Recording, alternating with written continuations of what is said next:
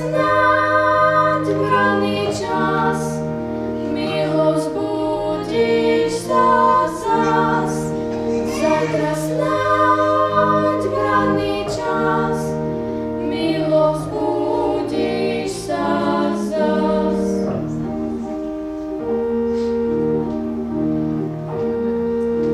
Hájaj tiško zbíle, matka chráni tvoj sen, tam k veselým hrám príde anielik sám.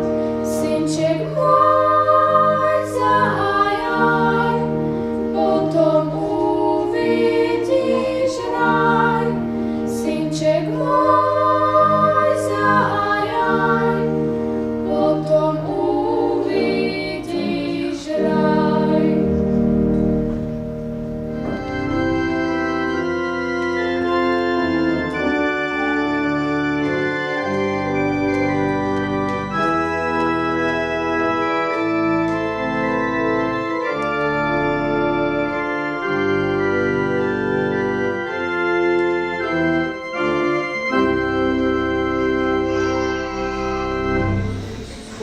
Vážení rodičia, milí priatelia, prajem vám príjemné dopoludnie a srdečne vás vítam v obradnej sieni Mestského domu v Čadci, kde budeme spoločne svedkami privítania vašich synov a dcér do veľkej rodiny obyvateľov mesta Čadce.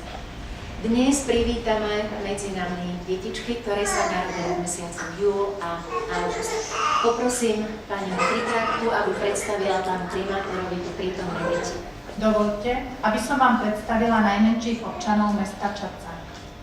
Michal Mravec, Stella Veselková, Filip Poláček, Lucia Čamborová, Jozef Víža, Jakub Slivka, Michal Jakubík, Sabína Čopechová, Matúš Bariak, Lukáš Gašpierik a Ema Heldková. Vážené mamičky, oteckovia a ctení hostia. Dieťa je najkrajším a najvzácnejším darom, ktorý naplňa a obohacuje naše dni. Je to dar, ktorý nás prevádza po celý život. Určuje jeho zmysel, kvalitu, podobu a celé naše konanie.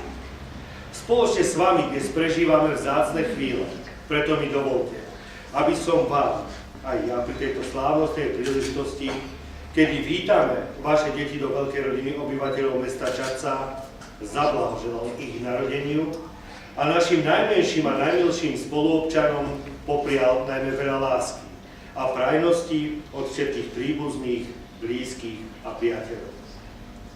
Rodičovstvo je krásna, ale aj mimoriadne zodpovedná úloha.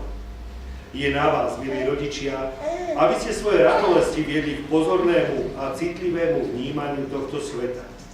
Naučili ich všetky pre život potrebné úkony.